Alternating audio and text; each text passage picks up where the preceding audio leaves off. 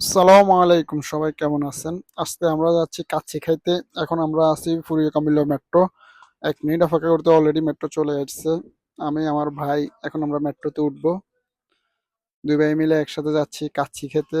Already কাচ্চির order দিয়েছি। এটা হচ্ছে তুরফুনের তারা সুন্দরবন। অসাধারণ কাচ্চি, মানে একদম কাচ্চি ঢানের মতন, বাংলাদেশে যে কাচ্চি ঢান আছে ওটার মতন একেবারে সে স্পেশাল কাচ্চি, খেতে অনেক সুস্বাদু, অনেক মজা। তো দুই ভাই মিলে দুটা কাচ্চির অর্ডার দিলাম।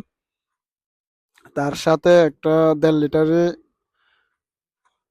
কোকা-কোলা, তার সাথে আছে আমাদের সালাদ।